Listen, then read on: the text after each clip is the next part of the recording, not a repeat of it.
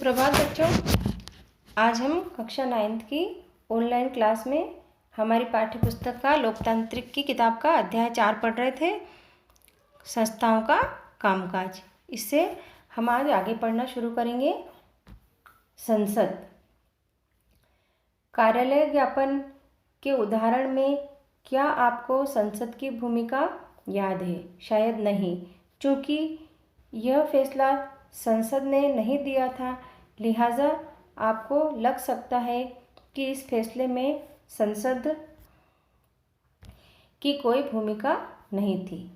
लेकिन पहले हम कुछ घटनाओं पर नज़र डालकर देखते हैं कि क्या उनमें संसद का कोई जिक्र हुआ था। हम उन्हें निम्नलिखित वाक्यों को पूरा करके याद करेंगे। यानी इस प्रकार की बहस हुई थी। कोशिश करते हैं। मंडल आयोग की रिपोर्ट पर चर्चा हुई थी। भारत के राष्ट्रपति ने इसका जिक्र किया था। प्रधानमंत्री ने भी इस पे कुछ जवाब दिए थे। यानी ये एक संसद में कार्रवाई हुई थी, उसके कुछ अंश हैं। यह फैसला सीधे संसद में नहीं किया गया, लेकिन इस रिपोर्ट पर संसद में हुई चर्चा से सरकार की राय प्रभावित हुई थी। इसकी वजह से सरकार पर मंडल आयोग की सिफारिशों पर कार्रवाई करने के लिए दबाव पड़ा था। अगर संसद इस फैसले के पक्ष में नहीं होती तो सरकार यह कदम नहीं उठा सकती थी। क्या आप अंदाज़ा लगा सकते हैं कि क्यों सरकार यह कदम नहीं उठा सकती थी? आपने पहले की कक्षा में संसद के बारे में जो पढ़ा था, उसे याद करके यह कल्पना करने की कोशिश की जाए कि अगर संसद ने कैबिनेट के फैसले को मंजूरी न दी होती तो क्या होता। अब हम देखते हैं हमें संसद की आवश्यकता क्यों है। हर लोकतंत्र में निर्वाचित जनप्रतिनिधियों की सभा जनता की ओर से सर्वोच्च राजनीतिक अधिकार का प्रयोग करती है। भारत में निर्वाचित प्रतिनिधियों की राष्ट्रीय सभा को संसद कहा जाता है। ना, संसद किसे कहते हैं? राज्य स्तर पर इसे विधानसभा कहते हैं। अलग अलग देशों में इसके अलग अलग नाम हो सकते हैं, पर हर लोकतंत्र में निर्वाचित प्रतिनिधियों की सभा होती है। ये जनता की ओर से कई तरह से राजनीतिक अधिकारों का प्रयोग करती है। किसी भी देश में कानून बनाने का सबसे बड़ा अधिकार संसद को होता है। कानून बनाने या विधि निर्माण का यह काम इतना महत्वपूर्ण होता है कि इन सभाओं को विधायिका कहते हैं। दुनिया भर की संसद नए कानून बना सकती है, मौजूदा कानूनों में संशोधन कर सकती है या मौजूदा कानून को खत्म कर उसकी जगह नए कानून ला सकती है ना। यानी संसद के जो कार्य होते हैं वो क्या होते हैं?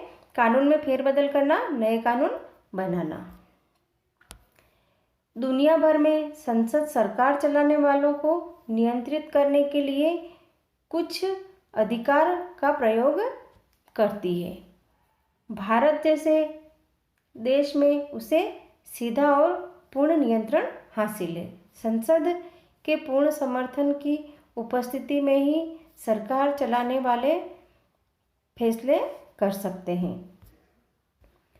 सरकार के हर पैसे पर संसद का नियंत्रण होता है। यानी जो सरकार पैसे खर्च करती है उनका ब्यौरा संसद के पास होता है। अधिकांश देशों में संसद की मंजूरी के बाद ही सार्वजनिक पैसों को खर्च किया जा सकता है।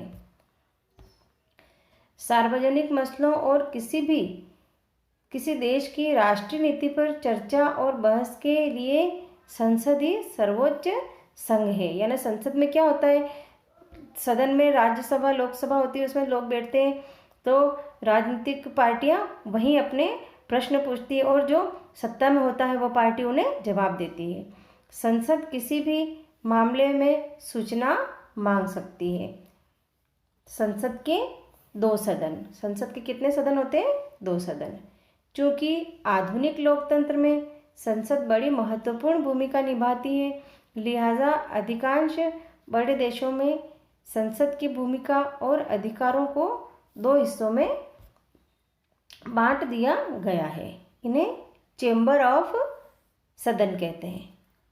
पहले सदन के सदस्य आमतौर पर सीधे जनता द्वारा चुने जाते हैं और जनता की ओर से असली अधिकारों का प्रयोग करते हैं। दूसरे सदन के सदस्य अमूमन परोक्ष रूप से चुने जाते हैं और कुछ विशेष काम करते हैं।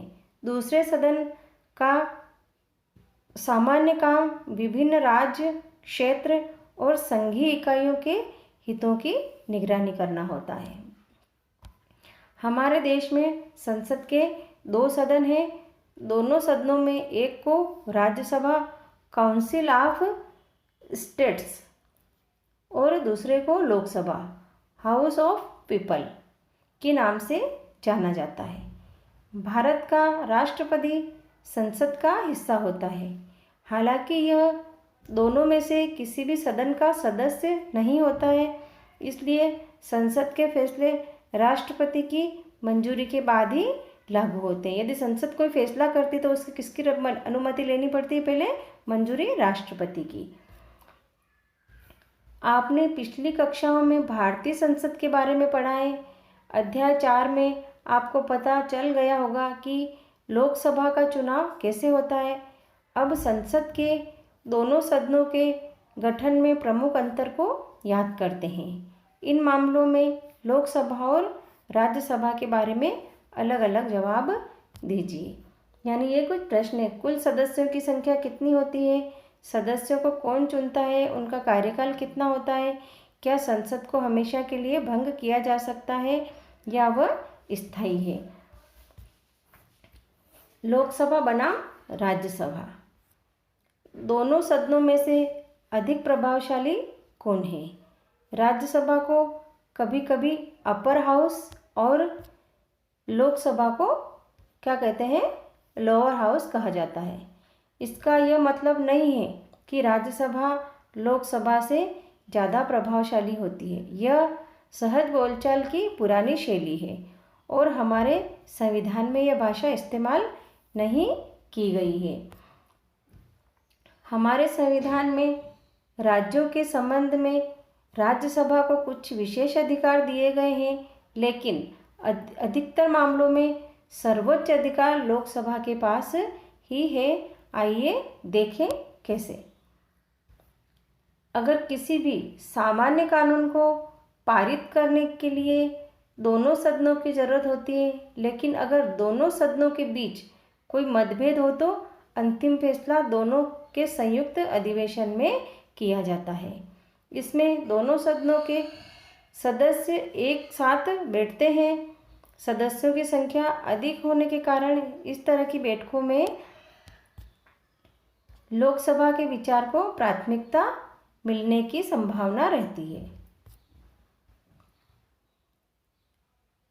सरकार का बजट या पैसे से संबंधित कोई भी कानून पारित हो जाए तो राज्यसभा इसे खारिज नहीं कर सकती।